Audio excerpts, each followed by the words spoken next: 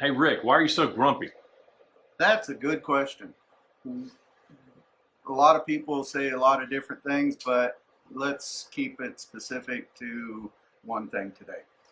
Um, I wanted to talk about chemicals, life through chemicals, mechanic in a bottle, if you want to call it that.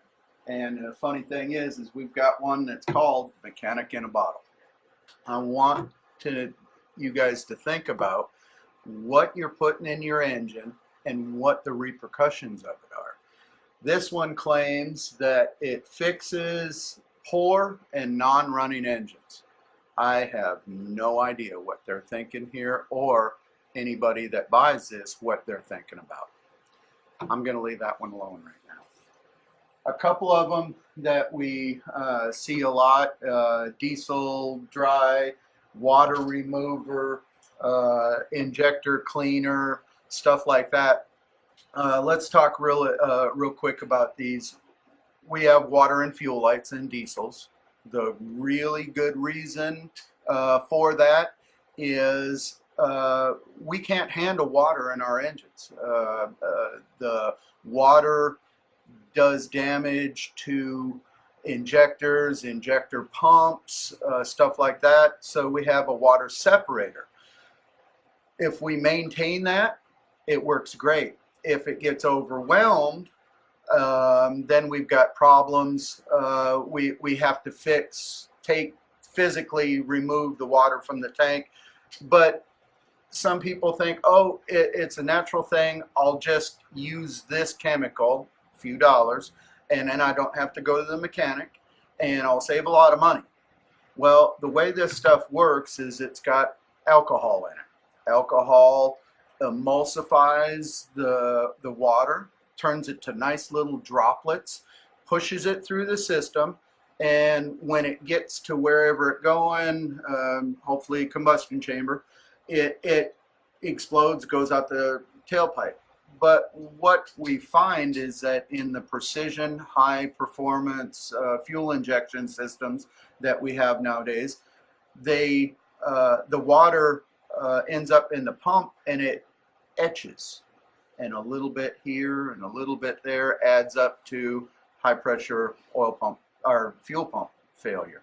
So I urge people, please do not use these, especially if they have alcohol in them. Read the back of them. Isopropyl alcohol, ethanol, anything. Don't use them in your diesel engine. Couple other ones. Big, huge problem. Hey, I've got a coolant leak.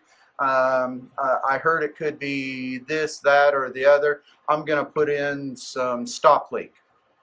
Stop leak doesn't know where the hole is. It just knows there's a hole there. It's looking for a leak. Cracked head gasket, coolant hose. But diesel engines have oil coolers in them. Oil coolers have small passages. This stuff will plug up those small passages. We have to physically replace that oil cooler. We do them every single week because of stuff like this. If you've got a coolant leak, let's address it. Let's put a water pump on it. Let's fix the hose. Let's whatever it is. This will make it worse. It'll end up making a small repair into a big repair. What else we got? Automatic transmission stop leak. If you've got a transmission leak, we don't really do transmission work that much, but we're under the vehicle. We see leaks. If you've got a transmission fluid leak, please do not put this in there. What they're doing is swelling up the seals. It seals for a while. The problem goes away. It will come back, and it'll come back with a vengeance, usually with, I got to replace the transmission. Okay. Oil stop leak, same thing as the transmission stop leak. If we've got a seal leaking, front main seal, rear main seal, oil pan seal, how is this chemical keeping that oil from leaking through that seal? It swells it up, it makes it softer, and it shortens the life of it. Okay, last thing. Freon. We all have freon leaks, natural occurrence through hoses, a little bit porosity. Maybe we have an O-ring go bad or something.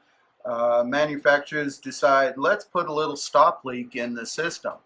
Well, a little leak ends up turning into a compressor failure, a stopped up orifice tube, a stopped up condenser from the inside. So we end up, a little leak can cause us to replace the whole system. Somebody says, hey, how could all of these things go bad at the same time? They didn't. One thing happened, another thing happened, another thing happened, and it all leads back to this. Worst thing about this stop leak is that it also gums up our machine. So we end up having to replace filters. We actually had to replace the machine because of a failure. It gummed up, but that's our problem. We look for this when you bring in the vehicle, and if it's got stop leak in, then we'll replace the system rather than take a chance on ruining our machine, which is $7,000 to $8,000. Anyway, real quick overview of what chemicals not to put in. Just last thought, think about what you're doing before you take a chance on chemicals. Thanks a lot.